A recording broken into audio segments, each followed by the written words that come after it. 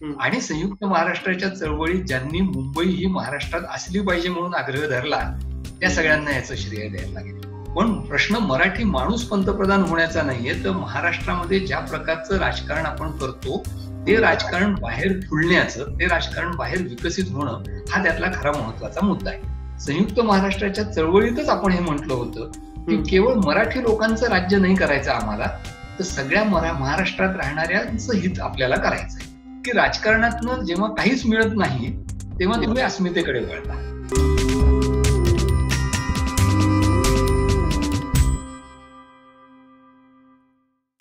नमस्कार, मी विनायक पाचलक आणि थिंक बँकच्या महाराष्ट्र @ 60 या विशेष कार्यक्रमात तुम्हा सगळ्यांचं मनापासून स्वागत. महाराष्ट्राला या 1 मेला 60 वर्ष पूर्ण होत आहेत आणि त्यानिमित्तानं आपण या विशेष मुलाखतींची सिरीज करतोय. आज आपण बोलणार आहोत डॉक्टर सुहास पळशीकर सरांशी. सर, तुमचं स्वागत आहे. नमस्कार. सरांच्या आधीचे 2 इंटरव्ह्यू थिंक बँकच्या बहुतांश प्रेक्षकांनी बघितलेले आहेत, ते खूप गाजली होते. तेव्हा सरांची वेगळी ओळख थिंक बँकला देण्याची गरज नाही. पण आज आपण सरांची सोशो पॉलिटिकल अंगानं गेल्या 60 वर्षात महाराष्ट्रानं काय मिळवलं, काय मिळवायला हवं होतं, असा एक थोडासा आढावा आणि त्या आढाव्याच्या आधारे भविष्यात काय दिशा असेल अशी काहीशी चर्चा करणार. सर, माझा पहिला प्रश्न तुम्हाला असा आहे की गेल्या 60 वर्षात बहुतांश क्षेत्रात महाराष्ट्र एक अग्रेसर राज्य राहिलेलं आहे. मग ते इकॉनॉमी असेल, मग ते वैचारिक असेल, सगळ्याच बाबतीमध्ये एक समृद्ध संपन्न असं राज्य आहे. याचं श्रेय कुणाला जातं किंवा याची कारणं काय, का आपण आहोत असे? महाराष्ट्राला 60 वर्ष आता पूर्ण होत आहेत राज्य स्थापनेला आणि अशा एका अर्थाने प्लेझंट चांगल्या प्रसंगी बोलत असताना आत्मटीका किती करायची, महाराष्ट्राची चिकित्सा किती करायची, याला काही मर्यादा आहेत याची मला जाणीव आहे.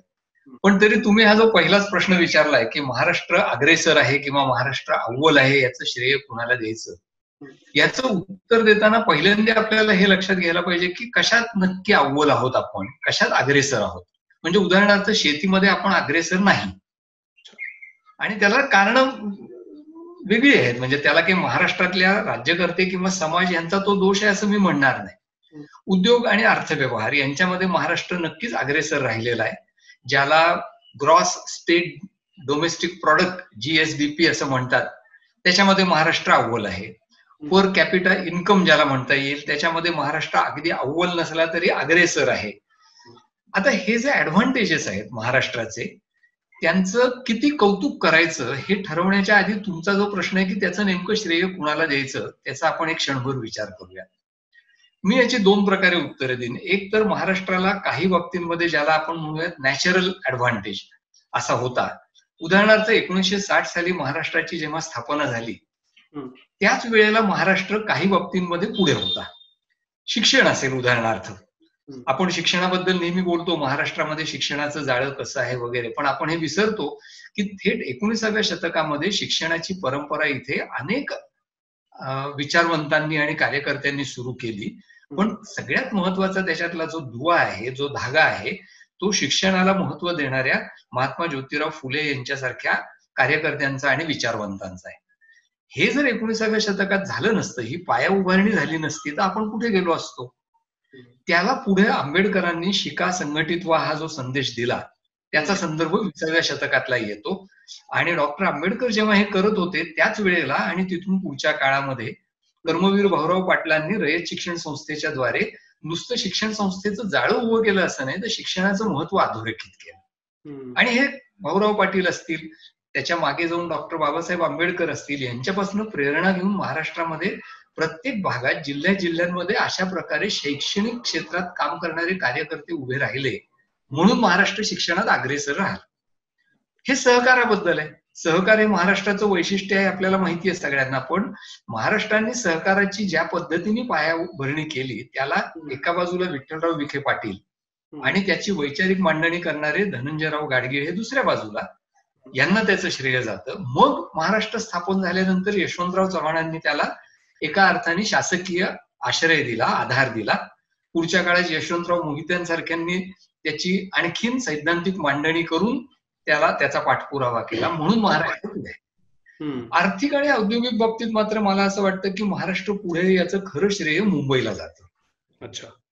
म्हणजे केशवसुतांचं जसं आहे ना, की आम्हाला वगळा गत प्रबोधनी होतील तारांगणे. तसं मुंबई जर वगळली तर महाराष्ट्र काय उरेल आर्थिक औद्योगिक क्षेत्रामध्ये, याचा खरंच गंभीरपणे विचार करायला पाहिजे. आणि त्यामुळे ह्याचं श्रेय मुंबईला मोकळेपणाने आपल्याला द्यावं लागेल. मुंबईच्या उद्योगांची उभारणी ज्यांनी 19व्या शतकापासून केली त्यांना द्यावं लागेल. आणि संयुक्त महाराष्ट्राच्या चळवळीत ज्यांनी मुंबई ही महाराष्ट्रात असली पाहिजे म्हणून आग्रह धरला त्या सगळ्यांना याचं श्रेय द्यायला लागेल. तेव्हा ही अनेक प्रकारे श्रेयाची विभागणी आपल्याला करायला लागेल. एका बाजूला नैसर्गिक ऍडव्हान्टेज म्हणून आणि दुसऱ्या बाजूला आपलं ऐतिहासिक संचित म्हणून आपण आज पुढे आहोत. पुढे आपण जाऊ शकतोय का हा प्रश्न शेवटी तुम्ही घ्याल अशी मी आशा करतो. तिथे मात्र मला असं वाटतं की आपले पाय लडखडत आहेत. या सगळ्या क्षेत्रातलं अजून एक क्षेत्र आहे ते म्हणजे ज्याच्याविषयी आपण फारसं बोललो नाही ते म्हणजे वैचारिक लिडरशिप. तर त्याच्यामध्ये महाराष्ट्राची स्थिती काय होती गेल्या 60 वर्ष? त्याच्याबद्दल आपल्याला असं म्हणता येईल की 19व्या शतकामध्ये महाराष्ट्रामध्ये अनेक वैचारिक ज्याला आपण म्हणूयात पुढाकार घेतले गेले, इनिशिएटिव्ह घेतले गेले. म्हणजे एका बाजूला मी मगाशी उल्लेख केला त्याप्रमाणे फुले ज्या क्षणाला महाराष्ट्राच्या सार्वजनिक जीवनामध्ये पदार्पण करत होते तो क्षण हा महाराष्ट्राच्या दृष्टीने वैचारिक झेप घेण्याचा एक महत्वाचा क्षण होता. आता हे खरंय की त्यांच्या आधी देखील अनेकांनी धार्मिक सुधारणा असतील, सामाजिक सुधारणा असतील याच्याबद्दल लिहिलं बोललं होतं. लोकहितवादी होते. फुलेंचे ज्यांना समकालीन आणि थोडेसे सिनियर म्हणता येतील असे रानडे होते. यातल्या कुणाचंही श्रेय कमी न करता सुद्धा जर एखादा समाज एकदम 4 पावलं पुढे कोणत्या क्षणी जातो असं आपल्याला बघायचं झालं तर मला असं वाटतं की फुल्यांचा काळ आणि फुल्यांचा टप्पा जो आहे तो अद्वितीय आहे असं म्हणावं लागेल. आणि त्या अर्थाने हे वैचारिक पुढारपण महाराष्ट्राकडे महात्मा ज्योतिराव फुले यांच्या विचारांमुळे आलं हे निसंशय आहे. जसं फुल्यांच्या बाबतीत आपण म्हणतो तसंच 20व्या शतकामध्ये आपल्याला असं दिसेल की अनेक कार्यकर्ते, अनेक अभ्यासक, अनेक विचारवंत, इतिहासाचे अभ्यासक, इतिहासकार हे सगळे होऊन गेले. पण तरी याचं सगळ्याचं जर मेरुमणी कोण, शिरोमणी कोण असं म्हणायचं झालं तर पांडित्य, फुल्यांची सामाजिक परंपरा पुढे चालू ठेवणारा विचार आणि आधुनिक भारत घडवण्याचा विचार मांडणारे विचारवंत म्हणून डॉक्टर आंबेडकर हे दुसरा क्षण म्हणून, मोमेंट म्हणून आपल्याला त्यांच्याकडे पाहावं लागतं. आता या दोघांच्या मध्ये विठ्ठलरामजी शिंदेच्या सारखे प्रकांड पंडित होते की जे एकाकी राहिले, त्यांच्याकडे दुर्लक्ष झालं. ते धड ना इकडचे ना तिकडचे अशी त्यांची अवस्था झाली. पण त्यांनी जो बहुजन हा विचार मांडला तो पुढच्या महाराष्ट्रात 1950 नंतरच्या 60 नंतरच्या महाराष्ट्रामध्ये मध्यवर्ती ठरलेला आहे. हे जर आपण लक्षात घेतलं तर विठ्ठलरामजी शिंदेना या परंपरेमध्ये आपण विसरून चालणार नाही. त्यामुळे फुले असतील, शिंदे असतील, आंबेडकर असतील आणि पुन्हा ही नावं आपण उदाहरणादाखल घेतो आणि ते एका अर्थाने खुणेचे खांब आहेत. पण त्याच्याखेरीज इतर अनेकांनी हे काम केलेलं आहे आणि म्हणून हा वैचारिक पुढाकार महाराष्ट्राकडे राहिला. पण मला असं वाटलं की तुमचा प्रश्न खरा तो नाहीये. तुमचा प्रश्न असा आहे की मग 60 वर्षात आपण काय केलं. आणि तिथे मात्र मला असं वाटतं की त्या 60 वर्षात एवढी भक्कम परंपरा जी होती ती पुरेशी पुढे नेण्यामध्ये आपण यशस्वी झालो असं काही आत्मविश्वासाने म्हणता येणार नाही. म्हणजे अभ्यासक होऊन गेले, मोठे विद्वान होऊन गेले, पण ज्याला आपण म्हटलं की समाजाला आणि विचारांना कलाटणी देणार एखादा क्षण ज्याच्यामुळे प्राप्त झाला असं कोण होऊन गेलं असं जर मोजायला लागलं तर बहुधा 2-4 नावांच्या पलीकडे आपल्याला जाता येणार नाही. किंबहुना तेवढी देखील सापडतील का नाही मला शंका आहे. बरोबर. उदाहरणार्थ संशोधनाच्या क्षेत्रामध्ये यदी फडके असतील किंवा राचिम ढेरे असतील यांच्यासारखे लोक होऊन गेले, किंवा राजकीय तत्वज्ञान मांडून जुनं सगळं मोडून काढण्याचा प्रयत्न करणारे कॉम्रेड शरद पाटलांसारखे होऊन गेले. अर्थात कॉम्रेड शरद पाटील यांनी जी मांडणी केली त्याच्यातून राजकीय संदर्भामध्ये त्याची परिणती फारशी झाली नाही हेही लक्षात ठेवलं पाहिजे. पण भारताला एका अर्थाने आपण नेतृत्व देऊ शकतो असं 20व्या शतकाच्या उत्तरार्धामध्ये महाराष्ट्राच्या वैचारिक जीवनामध्ये मला फारसं काही आहे असं म्हणावं असं वाटत नाही. आणि मगाशी मी म्हणत होतो तोच हा मुद्दा आहे की संचित खूप मोठं आहे. त्या संचिताच्या खांद्यावर उभं राहून आणखीन पुढे जाण्याची झेप जी आहे ती मात्र फार मर्यादित आहे. ही महाराष्ट्राची खरं तर गेल्या 60 वर्षांची कहाणी आहे. ती वैचारिक मुद्द्यालाही लागू आहे. बरोबर. मला हा मुद्दा तुमचा पटतोय पण थोडा अजून इलॅबोरेट करायचा की गेल्या 60 वर्षात म्हणजे आमच्यासारख्या तरुणांना 2-3 महत्वाच्या गोष्टी माहिती आहेत की काय आघाड्यांची राजकारण चालू झाली, नवीन अर्थव्यवस्था आपण स्वीकारली, अजून काही सामाजिक बदल होत गेले, आरक्षण येत गेलं वगैरे वगैरे. पण या सगळ्या बदलांमध्ये महाराष्ट्र कुठंच दिसत नाही. We are just accepting things as they are happening.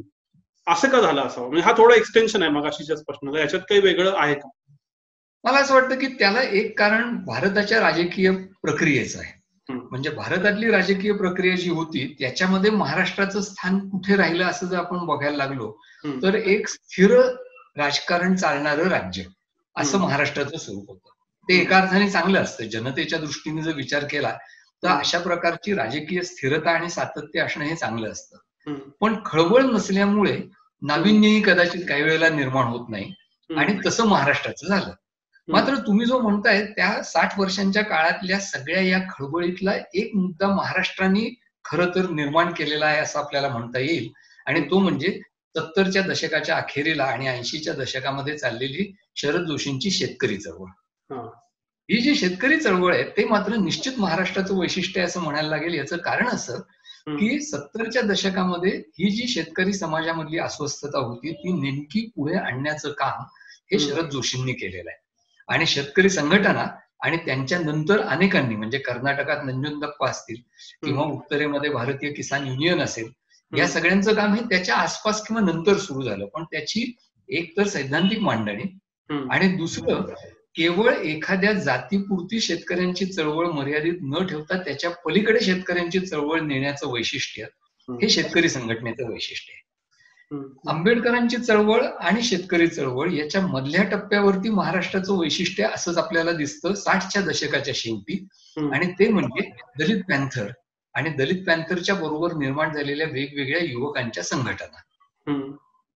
हे महाराष्ट्राचं वैशिष्ट्य म्हणता येईल. याचं कारण ज्यांना नंतर सिद्धांत मांडणाऱ्यांनी नॉन पार्टी पॉलिटिकल फॉर्मेशन्स असं नाव दिलं अशा संसदबाह्य किंवा राजकीय पक्षांच्या पलीकडे जाऊन राजकारण करणाऱ्या संघटना असायला पाहिजेत हा जो सैद्धांतिक आग्रह आहे त्याचं एक प्रत्यंतर आपल्याला महाराष्ट्रामध्ये 67-68 नंतरच्या आणि विशेषतः 70च्या आसपासच्या काळामध्ये दिसतं.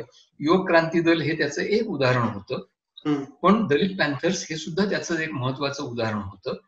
अशा प्रकारचा सम्यक विचार करून काहीतरी करण्याचा प्रयत्न करणारी संघटना म्हणून या नॉन पार्टी फॉर्मेशन्सचं महत्व आहे. मग तुम्ही म्हणाल की मगाशी मी याचा उल्लेख का नाही केला तर त्याचं कारण हे आहे की त्याच्यातून अखिल भारतीय पातळीवरचे हस्तक्षेप झाले नाहीत. शेतकरी संघटनेच्या बाबतीत ते झाले पण दलित पॅन्थर असेल किंवा दलित पॅन्थरची तर अवघ्या 1-2 वर्षात नंतर वाद आणि मतभेद आणि त्याच्यानंतर फाटाफूट अशी त्याची ऐतिहासिक क्रमवारी आहे. आणि त्यामुळे हे जे हस्तक्षेपाचा मुद्दा असतो मागे वळून आपण पाहतो तेव्हा आपल्याला हे मान्य करायला लागतं की अरे हे लोक काहीतरी महत्वाचं त्यावेळेला करू पाहत होते आणि म्हणून पाहत होते. पण घडलं काय महाराष्ट्राच्या समाज जीवनावर आणि देशाच्या राजकीय सामाजिक जीवनावर किती हस्तक्षेप करता आला तर तुम्ही म्हणता ते बरोबर आहे की ज्या प्रकारचा हस्तक्षेप नंतरच्या काळामध्ये जयप्रकाशांच्या चळवळीने आणि त्याच्यानंतरच्या टप्प्यावर मंडलनी केला तसा हस्तक्षेप महाराष्ट्रातून झाला नाही. आणि त्या अर्थाने दक्षिणेच्या आणि उत्तरेच्या दोन्हीच्या राजकारणात महाराष्ट्र वेगळा आहे असं मला वाटतं. मला हाच धागा पकडून राजकारणावर यायचा आहे. कायम आपण असं म्हणतो की काय हिमालयाच्या मदतीला सह्याद्री धावला इथपासून ते अतिसुलभीकरण करत थोडंसं आपण म्हणूया की महाराष्ट्राचा पंतप्रधान का नाही अशा 2 टोकांमध्ये महाराष्ट्राच्या अपेक्षा राजकीय राहिल्या. आणि मला राजकारण समजून घेताना हा एक कॉन्टेक्स्ट तुम्हाला द्यायचा आहे. आणि दुसरा कॉन्टेक्स्ट असा आहे की तुम्ही आता जे बोलला मंडल आयोग जयप्रकाश नारायण या सगळ्याचे थॉट कदाचित आपण मांडले पण त्याची पॉलिटिकल मुवमेंट कुठल्या तरी दुसऱ्याच राज्यात झाली. म्हणजे मला उत्तर प्रदेशमध्ये बीएसपी एसपी दिसतं की जे आंबेडकरांना आदर्श मानून राजकारण करत असतील किंवा अशा सगळ्या प्रकार. हे जे राजकीय स्पेस जी आहे महाराष्ट्राची त्याचं काय नक्की होतं 60 वर्ष? मगाशी मी म्हटलं तसं 60व्या वर्षाच्या वर्धापन दिनानिमित्त आपण हे बोलत असल्यामुळे काही आपण सभ्यतेचे म्हणा औपचारिकतेचे संकेत असतात ते पाळून महाराष्ट्र कसा मोठा आहे असं म्हणत असतो. ते जर बाजूला ठेवलं तर आपल्याला असं म्हणायला लागेल की गेल्या 30-40 वर्षामध्ये महाराष्ट्र बुटका आणखीन व्हायला लागलेला आहे, लहान व्हायला लागलेला आहे. आणि त्याची ही काही उदाहरणं तुम्ही देताय की महत्वाकांक्षा कसली आहे आपली तर 60च्या दशकामध्ये मुंबईतल्या मराठी माणसाची महत्वाकांक्षा अशी होती की सगळ्यांनी टायपिस्ट आणि कारकून व्हायला पाहिजे, आणि म्हणून मग एअर इंडियामध्ये किती दाक्षिणात्य टायपिस्ट आहेत याच्यावरती आंदोलन सुरू झालं होतं. मराठी माणसाचं आंदोलन असं त्याला मोठं नाव दिलं, पण प्रत्यक्षात ते इतकं छोटं कनिष्ठ मध्यम वर्गाचं राजकारण होतं. तसंच तुम्ही आता म्हणलात त्याप्रमाणे महत्वाकांक्षा काय, तर मराठी माणूस पंतप्रधान झाला पाहिजे. झाला तर चांगलंय, वाईट काही नाही, पण प्रश्न मराठी माणूस पंतप्रधान होण्याचा नाहीये, तर महाराष्ट्रामध्ये ज्या प्रकारचं राजकारण आपण करतो ते राजकारण बाहेर फुलण्याचं, ते राजकारण बाहेर विकसित होणं, हा त्यातला खरा महत्वाचा मुद्दा आहे. आता तुम्ही राजकारणाबद्दल म्हणताय म्हणून आपण हेच उदाहरण घेऊयात की कशाने महाराष्ट्र मोठा होईल. तर यशवंतराव चव्हाण आणि त्याच्यानंतर त्यांच्या काही अनुयायांनी केलेलं राजकारण जे आहे स्वातंत्र्योत्तर काळामधलं, त्याचं एक मॉडेल आहे. त्याला आम्ही काही अभ्यासक असं म्हणतो की हे मॉडेल काय आहे, तर बहुसत्ताक पद्धतीचं हे राजकारण आहे, प्लुरॅलिस्ट राजकारण. सगळ्यांना बरोबर घेऊन जायचं, राजकारणाचा स्वार्थासाठी उपयोग करायचा, होता होईल तेवढा इतरांच्या कामासाठी सुद्धा उपयोग करायचा. वेगवेगळे समाज प्रवाह जे असतात त्यांना समावेश त्यांचा आपल्या राजकारणात करायचा. हे इन्क्लुजनचं, राजकीय अंतर्भाव करून घेण्याचं राजकारण प्लुरॅलिस्ट राजकारण आहे, की ज्याच्यामध्ये विरोधकांना पराभूत करणं आहे, पण विरोधकांना नमवून टाकणं, खच्ची करणं हे त्या राजकारणात नाहीये.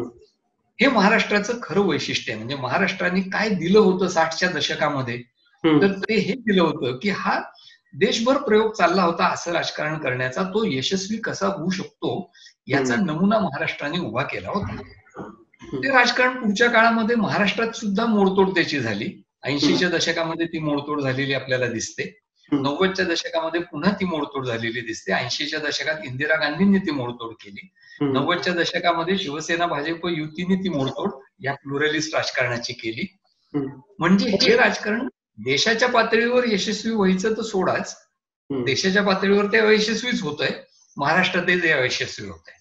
म्हणजे मी असं म्हणेन की महाराष्ट्र राजकीय दृष्ट्या यशस्वी केव्हा झाला, तर जेव्हा ह्या प्रकारचं प्लुरॅलिस्ट राजकारण जे चव्हाणांनी असेल आणि इतरांनी असेल चालवलं, ते देशाच्या पातळीवर सुद्धा पुन्हा एकदा परत येईल, तेव्हा मी म्हणेन की अरे हे महाराष्ट्राचं प्रतिबिंब आहे, ते तिथे तुम्हाला दिल्लीत दिसलं पाहिजे. मराठी माणूस दिल्लीत दिसतो का नाही याच्यापेक्षा मराठी पद्धतीचं हे जे राजकारण आहे की जे समावेशाचं, लोकशाहीचं, प्लुरॅलिझमचं राजकारण आहे, जे पॉप्युलिस्ट नाही, जे एनटीआरच्या पद्धतीचं नाही, जे एमजीआरच्या पद्धतीचं नाही, जे एका नटाच्या किंवा नटीच्या मागे लागून सगळे लोक मतदान करतायत अशा पद्धतीचं नाही, जे एका नेत्याची पूजा फक्त सगळे लोक करतायत असं नाही, व्यक्ती केंद्रित राजकारण नाही. या अर्थाने दक्षिणेतल्या तमिळनाडू किंवा आंध्रपेक्षा महाराष्ट्राचं राजकारण वेगळं आहे ते राजकारण, आणि त्याच अर्थाने ते उत्तरेतल्या पेक्षाही वेगळं आहे एका खरं पाहिलं तर, कारण उत्तरेतल्या राजकारणाला एक फ्युडल किंवा सरंजामी स्पर्श आहे. यशवंतरावांचं आणि महाराष्ट्रातल्या त्यांच्या अनुयायांचं वैशिष्ट्य असं की त्यांनी हा सरंजामी स्पर्श जो आहे तो काढून टाकला. व्यक्ती म्हणून अर्थात प्रत्येक व्यक्तीला स्वार्थ साधायचा असतो, पण व्यक्ती पूजा कमी केली, भावनिकता कमी केली आणि राजकीय हिशेब त्याच्यामध्ये आणले. हे जे राजकीय हिशेबाचं राजकारण आहे ते आज भारतामध्ये त्याची पिछेहाट होतीये, महाराष्ट्रात ते कसं बसत चालतंय. या अर्थाने मला असं वाटतं की ही पिछेहाट आहे महाराष्ट्राच्या राजकारणाची. ही दोन मॉडेल्स आहेत, प्लुरॅलिस्ट मॉडेल आणि पॉप्युलिस्ट मॉडेल. आणि आता भारतातच नाही तर महाराष्ट्रात सुद्धा 90च्या दशकामध्ये प्लुरॅलिस्ट मॉडेल पराभूत झालं. ते आदनमधन डोकं वर काढतं. आणि तुम्हाला आठवत असेल तर ह्याची चर्चा आपण महाराष्ट्राच्या विधानसभेच्या निवडणुकीच्या नंतर केली होती, तेव्हा मी हा मुद्दा मांडला होता की महाराष्ट्राच्या राजकारणाचा हा ढाचा आहे आणि तो ढाचा मोडणं म्हणजे महाराष्ट्राचं राजकारण मोडून त्याच्या जागी दुसरं कुठलं तरी राजकारण येणं असा त्याचा अर्थ. ही पिछेहाट आहे, मी त्याला पिछेहाट मानतो. याचं कारण समावेशाचं राजकारण जेव्हा जातं तेव्हा लोकशाहीची पिछेहाट होते, म्हणून मी त्याला पिछेहाट असं म्हणतो. पण एकाच वेळेला तुम्ही म्हणताय तसं हे प्लुरलिस्ट राजकारणाची पिछेहाट होतीये, पण दुसऱ्या बाजूला आपण 90 पासूनची 3 दशकं बघितली तर एक कॉन्स्टंट स्टेबल सरकार आहे. म्हणजे दोन्ही बाजूला उत्तर असो किंवा दक्षिण असो सतत सरकार बदलत आहेत आणि त्याचे म्हणून जे कॉन्सिक्वेन्सेस आहेत ते त्यांच्या त्यांच्या समाजावर होत असतात. तर हा मला तुमचा कॉमन मॅन म्हणून कायम पडतो की 30 वर्ष स्टेबल सरकार, साधारणतः 5 वर्ष सरकार काम चालवत आहे, मुख्यमंत्री बदलले तरी मध्यम मार्गाला आहोत आपण, उत्तरे हिंदी बेल्ट सारखं नाही, दक्षिणेसारखं नाही, तरी मेजर कॉन्ट्रीब्युशन काही घडत नाही असं की ज्याची देश दखल घेईल. ही काय गंमत आहे? त्याचं कारण असं आहे की सरकार टिकणं हे मला वाटतं ज्याला इलेक्टोरल पॉलिटिकल डायनामिक्स म्हणता येईल, की त्या वेळचं निवडणुकीचं आणि इथलं एकूण गणित काय आहे त्याच्यावरती आहे. तुम्ही जी सरकार टिकतायत असं म्हणालात, की सगळी सरकारं महाराष्ट्रातली आतापर्यंतची गेल्या 30 वर्षांमधली, टेक्निकली 90चं सुद्धा, पण विशेषतः 95 नंतरची ही आघाड्यांची सरकार होती. या आघाड्यांच्या सरकारांना टिकून राहणं एवढं एकच जमलं, ते टिकून राहून काहीतरी करायचं ही जी जिद्द असायला लागते त्याच्याकडे ते वळलेच नाही. आणि त्यामुळे महाराष्ट्राच्या विकासाला जी बाधा येते ती बरोबर या 30 वर्षांच्या काळात तुम्हाला असं दिसेल की वेगळं काही महाराष्ट्राच्या राजकारणात आणि त्यामुळे महाराष्ट्राच्या अर्थ राजकारणात सुद्धा फारसं घडताना दिसत नाही. याच्या बरोबरच अजून एक गोष्ट झाली का, म्हणजे मी विचारतोय, मला माहित नाही आहे का नाही, की अस्मिता टोकदार होत जाणं सोशिओ पॉलिटिकल दोन्ही अर्थानं, आणि बाकी काही नाही घडलं तरी राज्यात हे मात्र सटली घडत गेलं असं तुम्हाला वाटतं? कसं असतं की जेव्हा अस्थिर किंवा आघाड्यांचं राजकारण येतं आणि राजकारणाची आधीची घडी बदलते, तेव्हा अस्मितांचं राजकारण यानं त्या स्वरूपात भावनिकतेचं राजकारण वाढणं हे स्वाभाविक असतं. पण ज्या टप्प्यावर महाराष्ट्रामध्ये हे झालं 90च्या, त्याच टप्प्यावरती तुम्हाला असं दिसेल की वेगवेगळ्या कारणांनी अस्मितांची राजकारण ही देशभर फुलून आली. मंडलच्या निमित्ताने जसं काही प्रागतिक असे बदल घडले, तसंच मंडलच्या निमित्ताने जातीच्या अस्मिता या नव्याने टोकदार बनायला पुन्हा सुरुवात झाली. पण त्याच टप्प्यावरती धार्मिक अस्मिता, विशेषतः हिंदुत्वाची अस्मिता, ही सुद्धा टोकदार बनण्याची प्रक्रिया 90च्या दशकातच सुरू झाली. महाराष्ट्र याला अपवाद नव्हता. महाराष्ट्रामध्ये ही स्थित्यंतर स्लोली झाली, थोडी अप्रत्यक्षपणे, थोडी संथ गतीने झाली, पण ही झाली. म्हणजे तुम्ही जर 1960चं दशक पाहिलं तर त्याच्यात तुम्हाला असं दिसेल की हे अस्मितेचं राजकारण करण्याचा प्रयत्न शिवसेनेनी मुंबई ठाण्याच्या पट्ट्यामध्ये केला. तो तिथे यशस्वी झाला, पण एका मर्यादेपर्यंतच यशस्वी झाला. नंतर मुंबई आणि ठाण्याच्या पट्ट्यातही त्यांना हे राजकारण चालवता येणं असं झालं. विशेषतः महाराष्ट्राच्या इतर भागांमध्ये म्हणजे मुंबईच्या बाहेर ते राजकारण चाललं नाही. पण बरोबर आणखीन 10 वर्षाच्या टप्प्यानंतर आपल्याला असं दिसतं की जातीच्या अस्मितांचं राजकारण आणि धर्माच्या अस्मितेचं राजकारण, या दोन्ही अस्मितांचं राजकारण हे 90च्या टप्प्यानंतर महाराष्ट्रात आणि इतर राज्यांमध्ये सुद्धा जास्त जास्त टोकदार बनत गेलं. आणि ते टोकदार बनत गेलं ह्याचं कारण हे आहे की राजकारणातनं जेव्हा काहीच मिळत नाही तेव्हा तुम्ही अस्मितेकडे वळता. म्हणजे कोणत्याच समाजाला जेव्हा ना हिंदू ना मुसलमान, ना एका जातीचे ना दुसऱ्या जातीचे, कोणत्याच जातीला किंवा कोणत्याच समाजाला राजकारणातून फारसं हाती काही लागत नाही अशी परिस्थिती येते, तेव्हा अस्मितेच्या राजकारणाचा भाव वाढतो. म्हणजे तुम्ही पहा की महाराष्ट्रात नेमकं काय झालेलं आहे, तर राजकीय सत्ता कुणाकडे असली तरी आर्थिक सत्ता मात्र कुणाकडे याचा थांग लागत नाही. तुम्ही जो प्रश्न मगाशी विचारत होता त्याची ही दुसरी बाजू आहे की सरकार स्थिर राहिली पण काहीच घडलं नाही. याचं कारण सरकारांच्या ताब्यात किंवा सरकारच्या हातात फारशा गोष्टीच नव्हत्या. म्हणजे अर्थकारण ज्याला आपण म्हणतो त्याचं नियंत्रण हे एक तर जागतिकीकरणामुळे सरकारच्या हातातनं गेलं, एकूणच गेलं, पण राज्यांच्या पातळीवरती ते जास्त गेलं केंद्रापेक्षा. म्हणजे हा जो जागतिकीकरण आणि उदारीकरणाचा टप्पा आला त्याच्यानंतर सरकार कशामध्ये स्वतःचा गाजावाजा करून घेतं, तर आमच्याकडे एफडीआय खूप आली, फॉरेन डायरेक्ट इन्व्हेस्टमेंट. पण याच्यातला पेच असा असतो की जेव्हा फॉरेन डायरेक्ट इन्व्हेस्टमेंट येते, जेव्हा तुम्ही उद्योगांना वाव देता, तेव्हा उद्योगांचं लोकांच्या हिताच्या दृष्टीने नियमन करण्याची सरकारची ताकद कमी होते. आणि त्यामुळे मग पर्यावरणाचा नियम न जुमानता, एसीझेडचे नियम न जुमानता, कोस्टल रिजनचा नियम न जुमानता वाटेल त्या पद्धतीने उद्योग आणि अर्थव्यवहार यांचा विस्तार व्हायला सुरुवात होते. ते या काळात झालं. याच्यामुळे 80च्या दशकात आणि त्याच्या आधी राजकारणातून काही जाती समूहांना जे थोडंफार तरी स्वतःचं हित साधता येत होतं ते साधता येईल असं झालं. मराठा समाज हे त्याचं उत्तम उदाहरण आहे की मराठा समाजाच्या राजकारणाला केवळ न्यूमेरिकल म्हणजे नंबर्सचा आधार नव्हता, तर त्याच्यातून मराठा समाजाचं किमान हित होत होतं. 90च्या दशकानंतर मराठा समाजाचे नेते राजकारणात राहिले, पण मराठा समाजाचं हित त्यांच्याच्यानी साधेन असं झालं. सहकार संपला, सहकार मोडून काढायला सुरुवात झाली आणि त्यात अस्मिता उरली फक्त. आणि मग आपल्या जातीची अस्मिता, आपल्या धर्माची अस्मिता याचे झेंडे घेऊन लोक बाहेर यायला सुरुवात झाली. मला ह्याला जोडून दोन सटल प्रश्न सुचतात, ते लगत आहेत म्हणून घेतो आणि मग पुढच्या मुद्द्याकडे आपण जाऊ. एक, तुम्ही ज्या पद्धतीने उल्लेख केलात की फक्त काही लोक सत्तेत राहिली पण समाजाला फायदा मिळाला नाही, त्याचं ऑब्व्हियस एक्सटेन्शन आहे की मग हा जो आधी प्लुरल पॉलिटिक्सची जी जागा होती ती नकळत घराणेशाहीनं घेतली का, भागे घेतली तर त्याचे परिणाम काय झाले. आणि दुसरं, विशेषतः गेल्या 10 वर्षात जे व्यक्ती केंद्रित राजकारण महाराष्ट्रात नव्हतं असं तुम्ही, म्हणजे कमी होतं असा तुम्ही उल्लेख केलात, ते परत आलं का? दोन्ही अगदी थोडक्यात बोलूयात, कारण हे आपण आधीही बोललेलो आहोत की हो, कुटुंबाच्या सत्ता जसजशा निर्माण झाल्या तसतसं इथं प्लुरलिस्ट राजकारणाचा जो आधार असतो सगळ्यांना आत घेण्याचा, आणि सगळ्यांना आत घ्यायचं जर असेल तर तुम्हाला सत्तेची दारं जी असतात ती थोडीशी खुली ठेवायला लागतात, ज्याच्यातनं आतमध्ये कोणीतरी येऊ शकतात, ती तुम्ही बंद करून घेता. आणि या अर्थाने तुमचा मुद्दा अगदी बरोबर आहे. आणि दुसरा जो मुद्दा आहे की व्यक्ती केंद्रितता, ती व्यक्ती केंद्रितता मला असं वाटतं की हळूहळू महाराष्ट्रात आता यायला लागलेली आहे. व्यक्ती पूजा यायला लागलेली आहे, व्यक्ती केंद्रितता यायला लागलेली आहे. पण तरीही मी अजूनही असं मानतो, अगदी काय दिल्लीत नरेंद्र आणि महाराष्ट्रात देवेंद्र या घोषणेच्या पार्श्वभूमीवर सुद्धा मी असं म्हणेन की अजूनही महाराष्ट्रात अशा प्रकारची, म्हणजे दक्षिणेत जशा प्रकारची व्यक्तिपूजा होती तशा प्रकारची व्यक्तिपूजा ही मर्यादित राहिलेली आहे.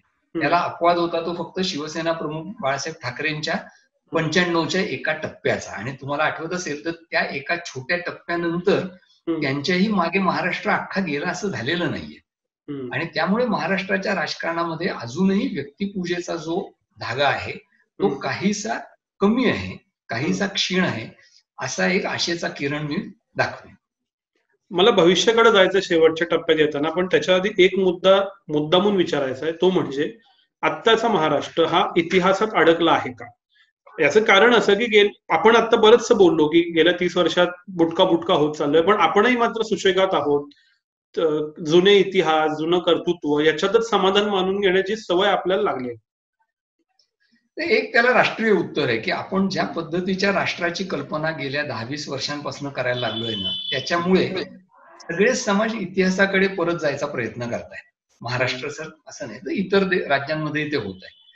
आणि खरं तर मुद्दा इतिहासात रममाण होण्याचा नाहीये, तर कोणत्या इतिहासात आपण रममाण होतोय आणि त्या इतिहासाचा अर्थ किंवा धडा त्याच्यापासून आपण काय घेतोय. तुम्हाला आठवत असेल तर मी आता चर्चेला सुरुवात करताना इतिहासात गेलो होतो. त्यामुळे फुले असतील किंवा आंबेडकर असतील, वारकरी संप्रदाय असेल किंवा शिवाजी महाराज असतील, ही इतिहासाची महाराष्ट्राच्या ज्याला आपण म्हणूयात आभूषणं आहेत, हे महाराष्ट्राच्या इतिहासाचे अलंकार आहेत. आपण त्यांच्यापासून दूर जाऊन इतर इतिहास शोधायचा प्रयत्न करतो. याचं कारण प्रत्येक जात, प्रत्येक समाज आपला स्वतःचा एक इतिहास घडवायचा, रचायचा प्रयत्न करते. आणि दुसरा मुद्दा हा आहे की कोणता इतिहास, त्याचा अर्थ आपण काय लावतोय. म्हणजे वारकरी संप्रदाय होता, त्यांनी तुम्हाला काय दिलं, आज तुम्ही त्याच्यापासून काय घेताय, हा मुद्दा असतो. शिवाजी महाराज हा इतिहास आहे आणि ते महाराष्ट्राचं भूषण आहे, पण कोणते शिवाजी? फुल्यांचे कुळवाडी भूषण शिवाजी आहेत ते शिवाजी, का पुण्यामध्ये एक जण जाणता राजाचे प्रयोग करतात त्यांचे शिवाजी? हा आपल्याला निवड करण्याचा मुद्दा आहे. आणि जोपर्यंत ही निवड आपण करत नाही तोपर्यंत इतिहासात रममाण झाल्यामुळे आपण फक्त शहामृगासारखं जमिनीत डोकं खुपसून बसतो आणि आत्ताच्या समस्या ज्या आहेत त्यांच्याकडे दुर्लक्ष करतो, बाकी काही नाही. इतिहास जेव्हा तुम्हाला आजचं समजून घ्यायला आणि उद्या कुठे जायचं याला मदत करतो तेव्हा इतिहास उपयोगी असतो, अन्यथा नाही. बरोबर. शेवटच्या टप्प्याकडे येऊया की आपण इतिहास बोललो, वर्तमान बोललो, अगदी शेवटच्या 5-10 वर्षाच्या टप्प्यापर्यंत आलो. 60 ते 75 आपण एक पुढचा 15 वर्षाचा टप्पा आपल्या रेफरन्ससाठी म्हणून पकडू. तर या 15 वर्षाच्या भविष्यात आपल्या पुढे काय चॅलेंजेस आहेत आणि काय करू शकतो अशा संधी निर्माण झाल्या? महाराष्ट्रापुढची चॅलेंजेस असं जर आपण बोलायला लागलो ना, तर महाराष्ट्रात 60 वर्षात काय झालं आणि काय झालं नाही याचा अत्यंत चांगल्या अर्थाने आपल्याला ताळेबंद मांडता येईल. उदाहरणार्थ येत्या 10-20 वर्षांपुढे मध्ये महाराष्ट्रामध्ये असलेली जे महत्वाची कोणते चॅलेंजेस असतील तर त्यातलं पहिलं चॅलेंज जे आहे ते शहरीकरणाचं नियोजन कसं करायचं हे आहे. गंमत अशी आहे की ते महाराष्ट्राचं वैशिष्ट्य राहिलं गेल्या 20-25 वर्षांमधलं की ग्रामीण महाराष्ट्रापेक्षा शहरी महाराष्ट्रामध्ये दारिद्र्याचं प्रमाण जास्त आहे. आणि त्यामुळे बेकारी असेल, दारिद्र्य असेल, झोपडपट्ट्यांचा प्रश्न असेल, हे शहरांचे प्रश्न आपण कसे सोडवणार. 21च्या जनगणनेमध्ये महाराष्ट्र हा जवळपास निम्मा, कदाचित निम्म्याहून जास्त शहरी झालेला असेल. पण आपली सगळी शहरं बकाल आहेत आणि त्यामुळे त्या शहरांचं मॅनेजमेंट हे आपल्या पुढचं एक महत्वाचं आव्हान असणार आहे.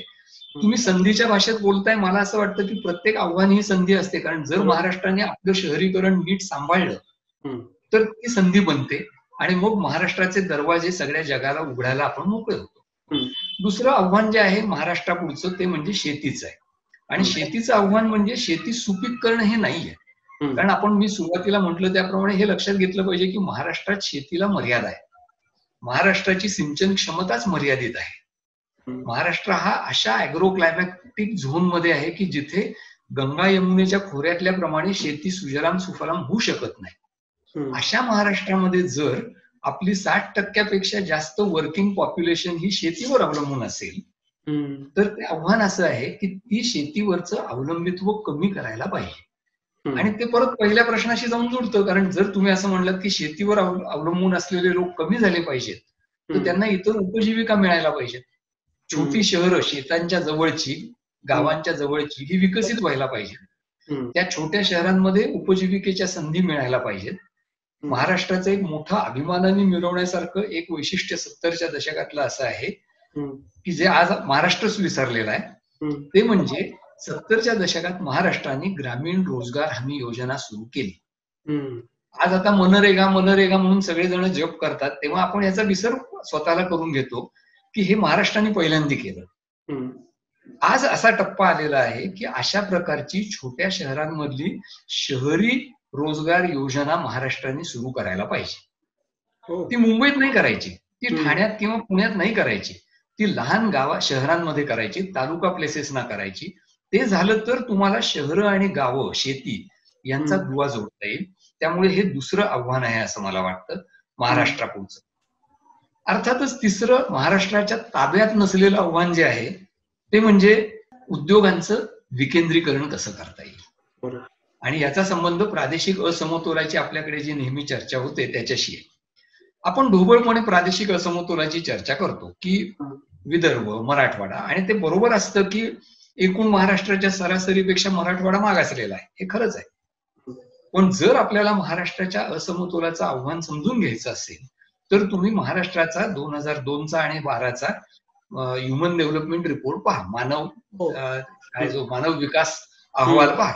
याच्यात आपल्याला असं दिसतं की महाराष्ट्रातले 1/3 जिल्हे हे महाराष्ट्राच्या सुद्धा सरासरीच्या कितीतरी खाली आहेत ह्युमन डेव्हलपमेंटच्या इंडेक्समध्ये. त्यांचं काय करणार आहोत आपण? तिथे आपलं पहिलं टार्गेट असलं पाहिजे. म्हणजे प्रादेशिक असमतोलाची जर चर्चा करायची असेल तर आपल्याला अशी करायला लागेल की आदिवासी बहुल जिल्हे आहेत त्यांचा विकास का होत नाही, दुष्काळ प्रवण जिल्हे आहेत तिथे काय करता येईल. जर तुम्हाला आउट ऑफ बॉक्स विचार नसेल करायचा तर तुम्ही फक्त ढोबळ, पश्चिम महाराष्ट्र, मराठवाडा, विदर्भ असा विचार करू शकता. पण तो करत असतानाच जर तुम्ही असा विचार केलात की पहिलं आदिवासी जिल्हे, दुसरं दुष्काळ प्रवण जिल्हे, तिसरं अजिबात उद्योगधंदे नसलेले जिल्हे आणि त्याच्यानंतर मग बाकीचे जिल्हे, हा जर क्रम लावला तर आपोआप तुम्हाला महाराष्ट्राच्या विकासाचा आराखडा कसा असला पाहिजे याचं एक चित्र सहजगत्या उभं करता येतं. आणि त्या अर्थाने प्रादेशिक असमतोल जो आहे तो उल्लंघून जाणं, तो ओलांडून जाणं हे महाराष्ट्रापुढचं तिसरं महत्वाचं आव्हान असणार आहे. चौथं आणि शेवटचं माझ्या मते आव्हान महाराष्ट्रापुढे गेल्या 10 वर्षात उभं राहिलेलं आहे आणि ते म्हणजे इथला ढासळत चाललेला सामाजिक एकोपा. जातींच्या संदर्भात असेल, धर्माच्या संदर्भात असेल किंवा शहरी आणि ग्रामीण या संदर्भामध्ये असेल, हा जो एकोपा ढासळतोय आणि महाराष्ट्राचं रूपांतर छोट्या छोट्या वस्त्यांमध्ये आणि बेटांमध्ये होत आहे, त्याच्यावर मात कशी करायची हे चौथं आव्हान असणार आहे, जे नेतृत्वाशी आणि विचारवंत काय विचार मांडतात याच्याशी संबंधित असेल. पण मला असं वाटतं की जोपर्यंत आर्थिक विकासाचे आणि गरिबांच्या प्रश्नांचे मुद्दे महाराष्ट्र हाताळत नाही तोपर्यंत हा जो एकोप्याचा मुद्दा आहे तो कायम आपल्याला भेडसावत राहील. त्यामुळे खरा मुद्दा हा आहे की महाराष्ट्र आपल्याला कशाला पाहिजे होता. तुम्ही जे आव्हान म्हणताय ते हे आहे की 60 साली हा प्रश्न आला होता की आपल्याला महाराष्ट्र कशाला पाहिजे. तेव्हा आपण सांगितलं होतं की सगळ्यांचं हित करण्यासाठी महाराष्ट्र पाहिजे, लोकाभिमुख प्रशासनासाठी महाराष्ट्र पाहिजे. मला असं वाटतं की आपण जर फक्त त्या 60 सालची जी आपली स्वप्न होती त्यांच्याकडे परत जायचं ठरवलं तरी सुद्धा आपल्याला आजची आव्हानं कोणती आणि त्या आव्हानांचा सामना करून पुढे कुठे जायला हवं याचं पुरेसं दिशादिग्दर्शन होऊ शकतं. याचं कारण संयुक्त महाराष्ट्राच्या चळवळीतच आपण हे म्हटलं होतं की केवळ मराठी लोकांचं राज्य नाही करायचं आम्हाला, तर सगळ्या महाराष्ट्रात राहणाऱ्यांचं हित आपल्याला करायचंय. त्यामुळे मुंबईत किती लोक अमराठी आहेत आणि पुण्यामध्ये किती रिक्षावाले अमराठी आहेत हे मुद्दे माझ्या मते फिजूल आहेत. मुद्दा असा आहे की जे महाराष्ट्रामध्ये आहेत त्या सगळ्यांचं हित साधण्याची कुवत आणि इच्छाशक्ती महाराष्ट्राकडे आहे का? ती जर असेल तर महाराष्ट्राच्या 60च्या दशकानंतर 70च्या दशकात जाताना महाराष्ट्राने काहीतरी कमावलं असं आपल्याला नक्की म्हणता येईल. तुम्ही आता शेवटच्या क्षणी उल्लेख केलात की कुवत आणि इच्छाशक्ती. मला याच प्रश्नावर येऊन थांबायचं आहे की तुम्हाला काय वाटतं आत्ताच्या महाराष्ट्रामध्ये हे सगळं अचीव्ह करायची क्षमता आणि इच्छा आहे? क्षमता आहे, इच्छाशक्ती नाही. याचं कारण काय करायचं याच्याबद्दलच आपल्या मनात गोंधळ आहे. मी सुरुवातीलाच म्हटलं त्याप्रमाणे तुम्ही आणि तुमचे सगळे प्रेक्षक श्रोते या बाबतीत मला माफ करतील अशी मी आशा बाळगतो की महाराष्ट्राची 60 वर्ष पूर्ण होत असताना हा जो आत्मटीकेचा डोस आहे तो सुद्धा आत्मगौरवाबरोबर घेण्याची गरज आहे. तो हा की आपल्याला काय करायचंय याचं भान नाही, आपली स्वप्न काय होती त्यांची आठवण नाही आणि त्यामुळे आपली महत्वाकांक्षा काय असावी याचा अत्यंत मर्यादित आवाका आहे. अशा एका विचित्र कोंडीत महाराष्ट्र सापडलेला आहे. त्यामुळे प्रश्न क्षमता वाढवण्याचा नाहीये. जेव्हा आपण इच्छाशक्ती वाढवतो, जेव्हा आपली स्वप्न आपण योग्य रीतीने मांडतो तेव्हा क्षमता आपोआप वाढत जातात. महाराष्ट्राला गरज आहे ती त्या इच्छाशक्तीची, त्या स्वप्नांची. सर तुमचे खूप खूप आभार. या स्वप्नांसह महाराष्ट्र पुढे जाईल अशी आपण अपेक्षा करूया आणि त्याचं विचार मंथन करण्याचं काम आपण करत राहू, थिंक बँक करत राहील. परत परत आम्हाला त्यासाठी तुम्हाला बोलवावं लागेल आणि तुम्ही याल याची खात्री आहे. आज इथंच थांबूया. धन्यवाद. नमस्कार. धन्यवाद. थिंक बँकचे सर्व एपिसोड आता ऐका स्टोरीटेल या ॲपवर. 30 दिवसांचे मोफत सबस्क्रिप्शन मिळवण्यासाठी डिस्क्रिप्शनमधील www.storytel.com/thinkbank या लिंकला भेट द्या.